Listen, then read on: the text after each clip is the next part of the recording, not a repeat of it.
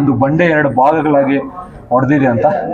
So ಅದೇ ಜಾಗನೇ ಇದು. ಆ ಜಾಗದಲ್ಲೇ ಸ್ಟೆಪ್ಸ್ ಅಂತ ರೆಡಿ ಮಾಡಿದ್ದಾರೆ.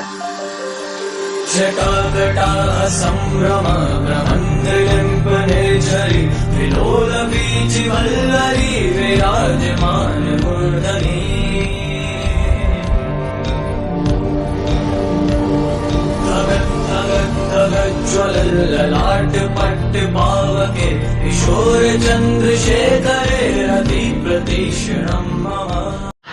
Hi everyone, welcome to update Guru YouTube channel. So ಎಲ್ಲರೂ ಹೇಗಿದ್ದೀರಾ? ಚೆನ್ನಾಗಿದ್ದೀರಾ ಅಂತ ಅಂದ್ಕೊಂಡಿದ್ದೀನಿ. ಸೊ ನಾನಂತೂ ಸೂಪರ್ ಆಗಿದ್ದೀನಿ. ಇವತ್ತು ನಾನು ಒಂದು ಪ್ರದೇಶಕ್ಕೆ ಭೇಟಿ ನೀಡ್ತಾ ಇದ್ದೀನಿ. ಪುಲಿಗುಂಡು ಅನ್ನೋ ಒಂದು ಪ್ರದೇಶಕ್ಕೆ ನಾವು ಭೇಟಿ ನೀಡ್ತಾ ಇದ್ದೀವಿ. ಸೊ ಪುಲಿಗುಂಡು ಅನ್ನೋ ಪ್ರದೇಶ ಬಂದ್ಬಿಟ್ಟು ಚಿತ್ತೂರು ಪಕ್ಕದಲ್ಲಿರೋದು. ಬೆಂಗಳೂರಿಂದ ಸುಮಾರು ಒಂದು 200 ಕಿಲೋಮೀಟರ್ ದೂರದಲ್ಲಿರುವಂತಹ ಒಂದು ಈ ಪುಲಿಗುಂಡು ಪ್ರದೇಶಕ್ಕೆ ಹೋಗ್ತಾ ಇದೀವಿ. ಸೊ ಇದು ಒಂದು ಹೊಸ ಪ್ರದೇಶ, ಹೊಸ ಪ್ಲೇಸ್ ಅಂತಾನೆ ಹೇಳ್ಬೋದು. ತುಂಬಾ ಜನಕ್ಕೆ ಗೊತ್ತಿರುತ್ತೆ, ಬಟ್ ತುಂಬಾ ಜನಕ್ಕೆ ಗೊತ್ತಿರಲ್ಲ.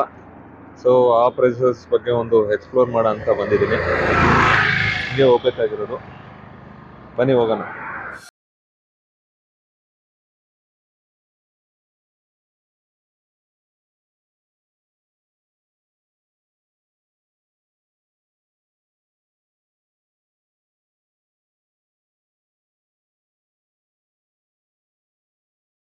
ಪ್ರದೇಶಕ್ಕೆ ಹೋಗ್ತಾ ಹೋಗ್ತಾ ಮಧ್ಯದಲ್ಲಿ ಒಂದು ಡ್ಯಾಮ್ ಸಿಕ್ತು. ಸೊ ಅದನ್ನ ನೋಡುವಂತ ಒಂದು ಪ್ರಸಂಗ ಇದು. ನೋಡಿ, ತುಂಬಾ ಚೆನ್ನಾಗಿದೆ ಗುರು ಡ್ಯಾಮು. ಸಿಕ್ಕಾಪಟ್ಟೆ ನೀರು ಬರೋ ತರ ಇದೆ. ಬಟ್ ಈಗ ಸ್ಟಾಪ್ ಮಾಡಿದ್ದಾರೆ. ಇಲ್ಲಿ ನೋಡಬಹುದು.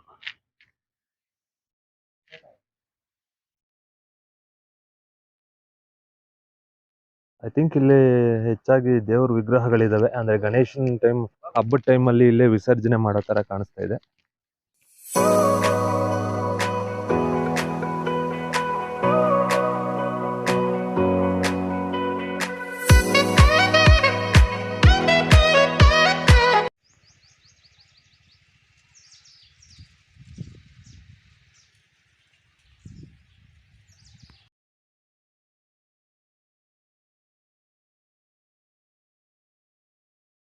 ಫೈನಲಿ ಪುಲಿಗುಂಡು ಅನ್ನೋ ಪ್ರದೇಶಕ್ಕೆ ರೀಚ್ ಆಗಿದ್ದೀವಿ. ನೋಡಿ, ಹಿಂದ್ಗಡೆ ಇರ್ಬೋದು ನೋಡಿ.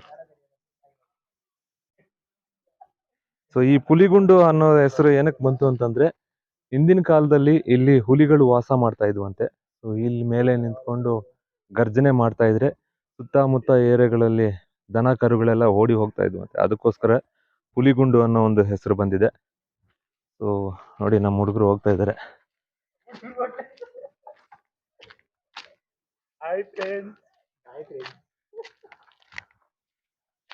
Most entertainment fellow.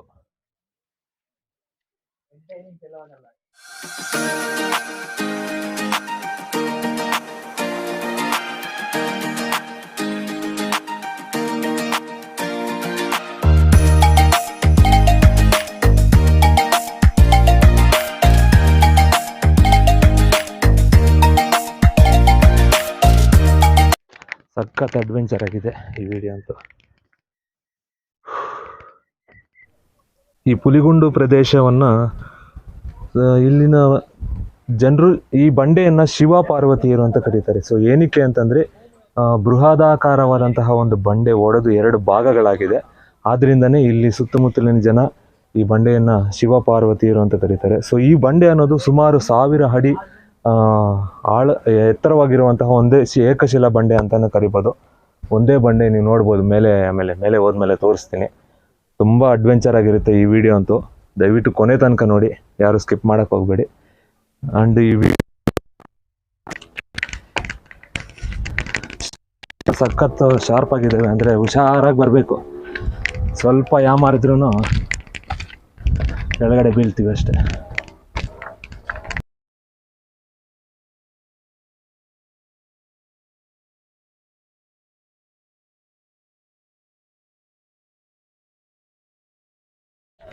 ನೈಂಟಿ ಡಿಗ್ರಿಯಲ್ಲಿದೆ ಗುರು ಸ್ಟೆಪ್ಸ್. ಇಲ್ಲಿ ನೋಡಿದ್ರೆ ಹಿಂಗೆ ಹತ್ತದ. ಬಟ್ ಸಖತ್ ಡೆವಲಪ್ಮೆಂಟ್ ಮಾಡಿದ್ದಾರೆ. ಈ ಕಂಬಿಗಳೆಲ್ಲ ಹಾಕಿ ಜನ ಹತ್ತೋದಕ್ಕೆ ತುಂಬ ಜನ ಬರ್ತಾ ಇದ್ದಾರೆ. ಈಗ ಫೇಮಸ್ ಆಗಿದೆ ಅಂತ ಹೇಳ್ಬಿಟ್ಟು ತುಂಬ ಜನ ಬರ್ತಾ ಇದ್ದಾರೆ. ಸೊ ಬನ್ನಿ, ಇನ್ನು ಮೇಲೆ ಹೋಗೋಣ. ಈ ಒಂದು ಬೆಟ್ಟದ ಅರ್ಧ ಭಾಗಕ್ಕೆ ಬಂದಿದ್ದೀವಿ. ಇಲ್ಲಿ ನೋಡ್ಬೋದು ಗಣೇಶನ ದೇವಸ್ಥಾನ ಇದೆ. ಸ್ವಾಮಿ ಇಲ್ಲಿ ಮುಂದ್ಗಡೆ ವೆಂಕಟರಮಣ ಸ್ವಾಮಿ ದೇವಸ್ಥಾನ ಇದೆ. ಸೊ ಇದು ವೆಂಕಟರಮಣ ಸ್ವಾಮಿ ವಿಗ್ರಹ ಇದು. ಇಲ್ಲಿ ಅಮ್ಮನವ್ರ ದೇವಸ್ಥಾನ ಇದೆ, ಏನ್ ಅಮ್ಮನವರು ಅಂತ ಗೊತ್ತಿಲ್ಲ. ಅಂಡ್ ಇಲ್ಲಿ ನೋಡಿದ್ರೆ ಸಾಯಿಬಾಬಾ ಟೆಂಪಲ್ ಇದೆ, ಸಕ್ಕದಾಗಿದೆ ಗುರು.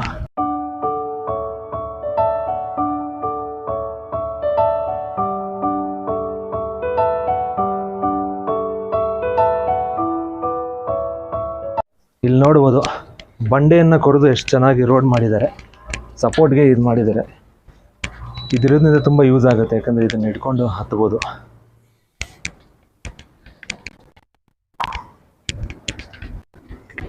Thank you.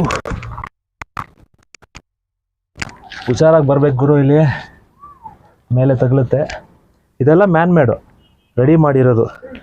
ವ್ಯೂ ಅಂತೂ ಸಕ್ಕತ್ತಾಗಿದೆ ಗುರು. ನೀವೇನಾದರೂ ಈ ಪ್ಲೇಸ್ ಬರಬೇಕಂದ್ರೆ ಅರ್ಲಿ ಮಾರ್ನಿಂಗ್ ಬರೋವಾಗ ಟಿಫನ್ ಮಾಡ್ಕೊಂಬಂದರೆ ತುಂಬ ಚೆನ್ನಾಗಿರುತ್ತೆ. ಯಾಕೆಂದರೆ ಇಲ್ಲಿ ಈ ಬಂಡೆ ಹತ್ತೋಷ್ಟರೊಳಗೆ ಸ್ವಲ್ಪ ಆಯಾಸ ಆಗಿಬಿಡುತ್ತೆ. ಆ್ಯಂಡ್ ಇನ್ನೊಂದು ಸ್ಪೆಷಲಿಸ್ಟ್ ಏನಪ್ಪ ಅಂದರೆ ಈ ಥರ ವಾಟರ್ ಬಾಟ್ಲ್ ತೊಗೊಂಬನ್ನಿ, ಯಾಕೆಂದರೆ ಹತ್ತುತ್ತಾ ಇದ್ದರೆ ತುಂಬ ದಾಹ ಆಗುತ್ತೆ, ಬೆವರು ಜಾಸ್ತಿ ಬರುತ್ತೆ. ಅದಕ್ಕೋಸ್ಕರ ಸೇಫ್ಟಿಗೋಸ್ಕರ ಒಂದು ವಾಟರ್ ಬಾಟ್ಲ್ ತೊಗೊಂಬಂದರೆ ತುಂಬ ಚೆನ್ನಾಗಿರುತ್ತೆ. ಹುಷಾರಾಗಿ ಬರಬೇಕು, ಕೆಳಗಡೆ ಹೋಗಿ ಬೀಳ್ತೀವಿ.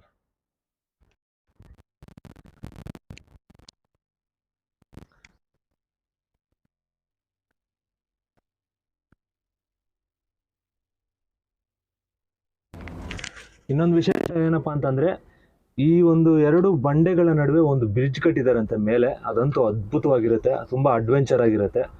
ಹಾಗೂ ಒಂದು ಗುಹೆ ಒಳಗಡೆ ಹೋಗ್ಬೇಕಂತೆ ಮೇಲೆ. ಇನ್ನೂ ನೋಡಿಲ್ಲ, ನೋಡೋಣ ಯಾವ ಥರ ಇದೆ ಅಂತ. ತುಂಬ ಎಕ್ಸೈಟ್ಮೆಂಟ್ ಆಗೋ ಇದ್ದೀವಿ. ಸಕ್ಕತ್ ಗುರು, ಬನ್ನಿ ಹೋಗೋಣ ಮೇಲೆ. ಇಲ್ಲಿ ನೋಡಿ ಗುರು, ನಮ್ಮ ಹಿಂದೆ ಸ್ಟೆಪ್ಸ್ ಯಾವ ಥರ ಇದೆ ಅಂತ. ಇದು 90 ಡಿಗ್ರೀಸಲ್ಲಿದೆ ಸ್ಟೆಪ್ಸ್ ಅಂತೂ. ಸೊ ಹತ್ತನ ಮೇಲೆ ಸ್ಟೆಪ್ಸ್ ಅಂತೂ ಹುಷಾರಾಗಿ ಹತ್ತಬೇಕಿಲ್ಲಿ. ಹತ್ತೋದಕ್ಕಂತೂ ತುಂಬ ಕಷ್ಟವಾಗಿರುತ್ತೆ ಇಲ್ಲಿ.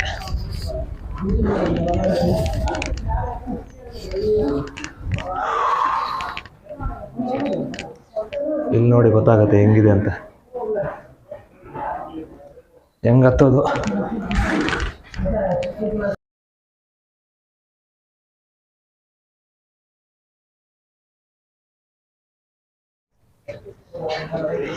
ಹುಷಾರಾಗಿ ಹತ್ತಬೇಕು.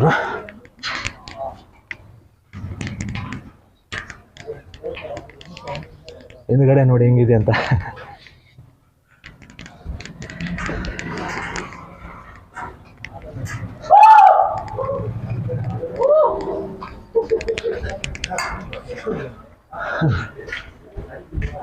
ಇಲ್ಲಿ ನೋಡಿ ಗುರು, ಹಿಂದ್ಗಡೆ ಹೆಂಗಿದೆ. ಇದನ್ನು ಹತ್ತಬೇಕು ಇವಾಗ.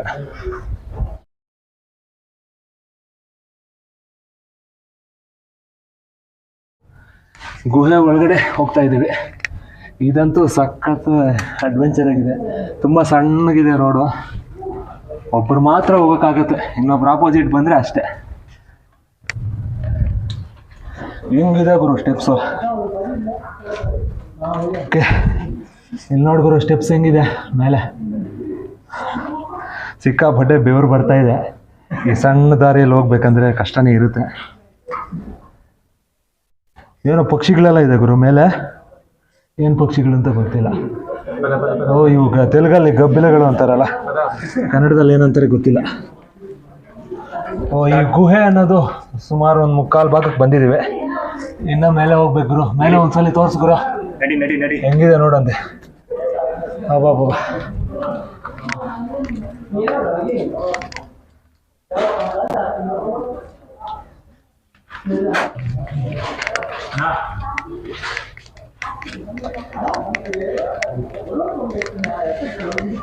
ಈ ಓಲೆ ಏನಕ್ಕೆ ಅಂತಂದ್ರೆ, ನಾನು ಹೇಳಿದ್ನಲ್ಲ ಅವಾಗಲೇ, ಒಂದು ಬಂಡೆ 2 ಭಾಗಗಳಾಗಿ ಹೊಡೆದಿದೆ ಅಂತ. ಸೊ ಅದೇ ಜಾಗನೇ ಇದು. ಆ ಜಾಗದಲ್ಲೇ ಸ್ಟೆಪ್ಸ್ ಅಂತ ರೆಡಿ ಮಾಡಿದ್ದಾರೆ, ಸಖತ್ ಡೆವಲಪ್ಮೆಂಟ್ ಮಾಡಿದ್ದಾರೆ. ಆ್ಯಂಡ್ ಇದಂತೂ ತುಂಬ ಅಡ್ವೆಂಚರ್ ಆಗಿದೆ ಗುರು. ಹತ್ತೋದಕ್ಕೆ ತುಂಬ ಕಷ್ಟನೇ ಆಗ್ತಿದೆ. ಹಿಂಗಿದೆ ಅವಾಗಿಂದ ಹೇಳ್ತೇನೆ. ಗ್ರಿಲ್ಸ್ ಹಾಕಿ ಮತ್ತೆ ಸ್ಟೆಪ್ಸ್ನ ರೆಡಿ ಮಾಡಿದ್ದಾರೆ ಗುರು. ಇಲ್ಲಿ ನೋಡಿ, ಓಹೋ ಆಳ ಎಷ್ಟಿದೆ ನೋಡ್ಗುರು ಇಲ್ಲಿ. ಅಪ್ಪ, ಇಲ್ಲೆಲ್ಲ ಒಳಗಡೆ ಹೋಗ್ತಾ ಇದ್ದಾರೆ ಗುರು. ದಾರಿ ಇದ್ದಂಗಿದೆ ಇಲ್ಲಿ. ಮೇಲೆ ಹೋಗೋಣ, ಬರೋವಾಗ ಆಮೇಲೆ ನೋಡೋಣ.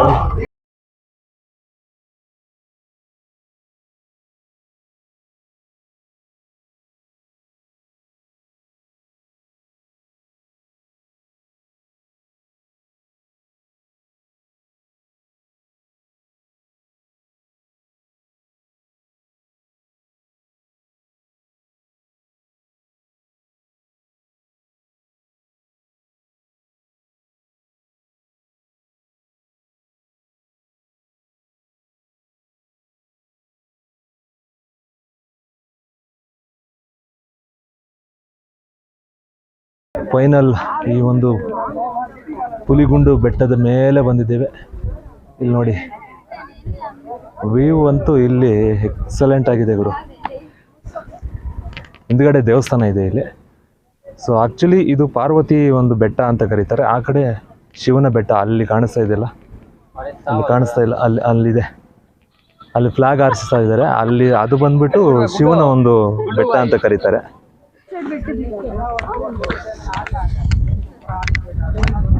ಸಿಕ್ಕಾಪಟ್ಟೆ ಕಷ್ಟ ಬರುವಂಥದ್ದು.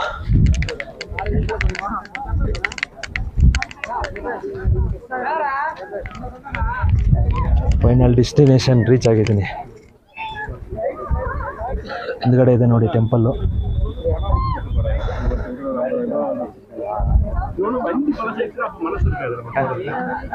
ಇಲ್ಲಿ ನೋಡ್ಗುರು ಆಳ ಎಷ್ಟಿದೆ ಅಂತ. ಅದಕ್ಕೆ ಕೆಳಗಡೆ ಹೋಗಿ ಯಾರು ತೆಗಿತಾರೆ? ನೀನ್ ತೆಗಿತೀಯಾ? ಕೆಳಗಡೆಯಿಂದ ತೆಗಿಬೇಕಂತೆ.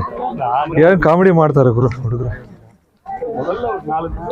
ಈ ಹುಲಿಗುಂಡು ಬೆಟ್ಟದ ಮೇಲೆ ಅಯ್ಯಪ್ಪ ಸ್ವಾಮಿ ದೇವಸ್ಥಾನ ಇದೆ ನೋಡ್ಬೋದು. ಸೇಮ್ ಶಬರಿಮಲೆಯಲ್ಲಿ ಹೆಂಗಿದೆಯೋ ಹಂಗೆ ಇದೆ ನೋಡಿ. ಇದು ಅಮ್ಮನವ್ರ ದೇವಸ್ಥಾನ. ಇದು ಪಾರ್ವತಿ ದೇವಿ ಅನ್ಕೊಂತೀನಿ, ಬಟ್ ಏನು ಹೆಸರು ಅಂತ ಗೊತ್ತಿಲ್ಲ. ಗೊತ್ತಿರೋರು ಯಾರನ್ನ ಇದ್ರೆ ಕಮೆಂಟ್ ಸೆಕ್ಷನಲ್ಲಿ. ಬೆಟ್ಟದ ಮೇಲೆ ಶಿವನ ದೇವಸ್ಥಾನ ಇದೆ, ಶಿವಲಿಂಗ ಇದೆ ಗುರು. ಇಲ್ಲಿ ಗಣೇಶನ ದೇವಸ್ಥಾನ ಇದೆ. ಈ ಕಡೆ ಸುಬ್ರಹ್ಮಣ್ಯ ಸ್ವಾಮಿ ಇಬ್ಬರು ಇದ್ದಾರೆ, ಗಣೇಶ ಮತ್ತು ಸುಬ್ರಹ್ಮಣ್ಯ ಸ್ವಾಮಿ. ಇಲ್ಲಿ ನೋಡಿ ನಂದಿ ಇದೆ. ಎಲ್ಲ ಕಡೆ ಶಿವನ ಮುಂದೆಡೆ ನಂದಿ ಇದ್ದೇ ಇರುತ್ತಲ್ಲ. ಆ್ಯಂಡ್ ಈ ಒಂದು ಬೆಟ್ಟದ ವಿಶೇಷತೆ ಇನ್ನೊಂದಿದೆ. ಸೊ ಅಲ್ಲೋಗಿ ಹೇಳೋಣ ಬನ್ನಿ. ಇಲ್ಲಿ ನವಗ್ರಹಗಳಿದೆ.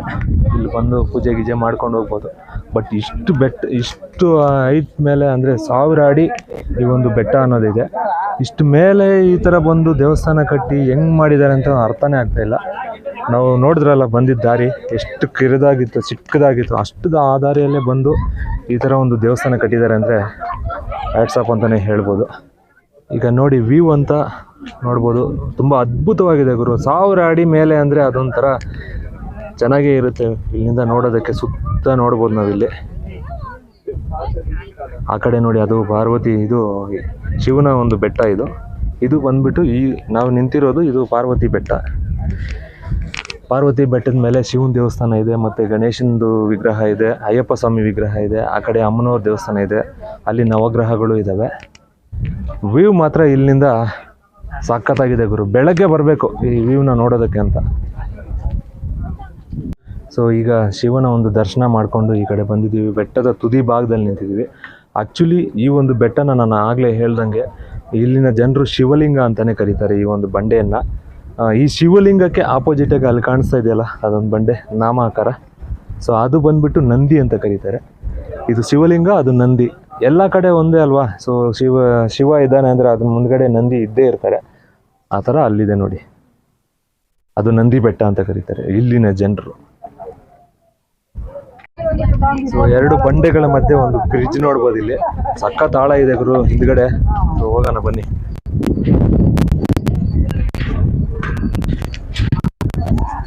ಕೆಳಗಡೆ ನೋಡಿದ್ರೆ ಮಾತ್ರ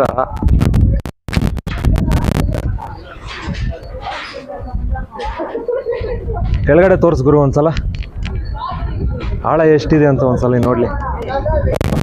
ಸಖತ್ ಗುರು. ಇಲ್ಲಿ 1000 ಫೀಟ್ ಅಂತ ಹೇಳಿದ್ನಲ್ಲ, 1000 ಅಡಿ ಆಳ ಇದು ಇಲ್ಲಿ. ಸೊ ಇದ್ರ ಮೇಲೆ ಬ್ರಿಡ್ಜ್ ಕಟ್ಟಿದ್ದಾರೆ ಅಂದರೆ ಒಂದು ಅದ್ಭುತ ಅಂತಾನೆ ಹೇಳ್ಬೋದು. ಈ ಕಡೆ ನೋಡಿ ವ್ಯೂ ನೋಡು, ಇಲ್ಲಿಂದ ವ್ಯೂ ಅಂತೂ ಇನ್ನೂ ಚೆನ್ನಾಗಿರುತ್ತೆ.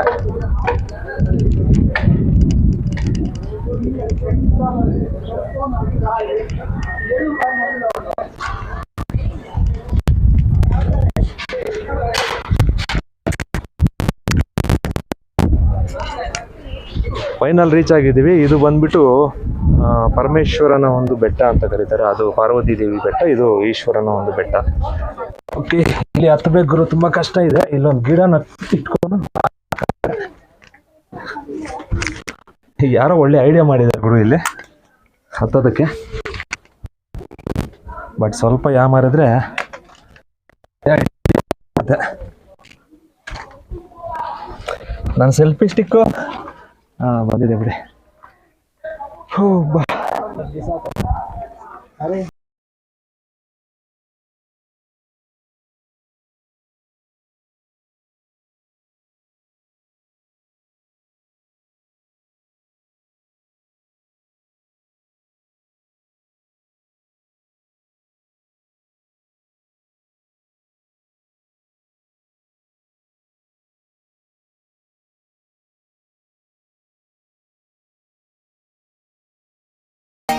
ಫೈನಲ್ ಡೆಸ್ಟಿನೇಷನ್ ರೀಚ್ ಆಗಿದ್ದೀವಿ. ಇದು ಬಂದ್ಬಿಟ್ಟು ಶಿವನ ಬಂಡೆ ಅಂತ ಕರೀತಾರೆ. ಇಲ್ಲೇನೂ ಇಲ್ಲ ಗುರು, ಬರೀ ಫ್ಲಾಗ್ ಹಾರಿಸ್ತಾ ಇದ್ದಾರೆ ಅಷ್ಟೇ. ಇಲ್ಲಿ ಇಂಡಿಯಾ ಫ್ಲಾಗ್ ಹಾರಿಸ್ತಾರೆ. ಅದು ನೋಡೋಕ್ಕಂತೂ ತುಂಬ ಚೆನ್ನಾಗಿದೆ. ವ್ಯೂ ಅಂತೂ ಸಖತ್ತಾಗಿದೆ. ಯಾಕಂದರೆ 1000 ಅಡಿ ಮೇಲೆಯಿಂದ ಅಂದರೆ ಅದು ತಮಾಷೆ ಅಲ್ಲ. ವೀಕೆಂಡ್ಸ್ ಆಗಿರೋದ್ರಿಂದ ತುಂಬ ಜನ ಬಂದಿದ್ದಾರೆ ಮೇಡಮ್. ಅಲ್ಲಿದೆ ನೋಡಿ ಹಿಂದ್ಗಡೆ ದೇವಸ್ಥಾನ. ಸೊ ಈ ಕಡೆ ಹೋಗೋಣ.